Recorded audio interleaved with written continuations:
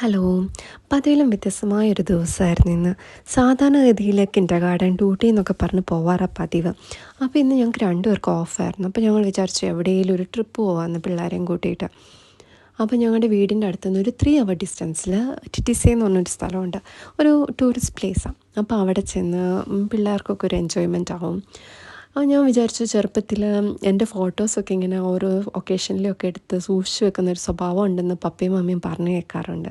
അപ്പോൾ ഇവരുടെ ഓരോ മൊമെൻറ്റ്സൊക്കെ ഷൂട്ട് ചെയ്തെടുത്ത് വെക്കുവാണെങ്കിൽ ഇവർ വലുതായി കഴിയുമ്പം ഇതൊക്കെ കാണുമ്പോൾ ഒരു രസമല്ലേ, എനിക്കും കണ്ടിരിക്കാം.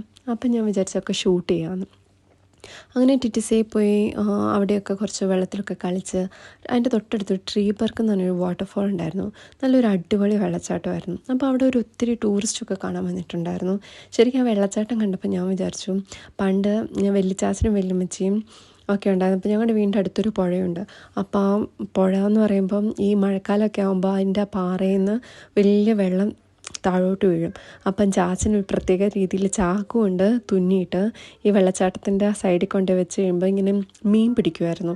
ഊത്താന്ന് പറയും. അപ്പോൾ അതൊക്കെ പിടിച്ച് ചാച്ചൻ അതിൻ്റെ ആ മീൻ കൊണ്ട് അതിൻ്റെ മീൻ മുട്ടയൊക്കെ എടുത്ത് പൊരിച്ചൊക്കെ കഴിക്കുന്നതൊക്കെ ഞാൻ ഒരു നിമിഷം ഓർത്തു പോയി.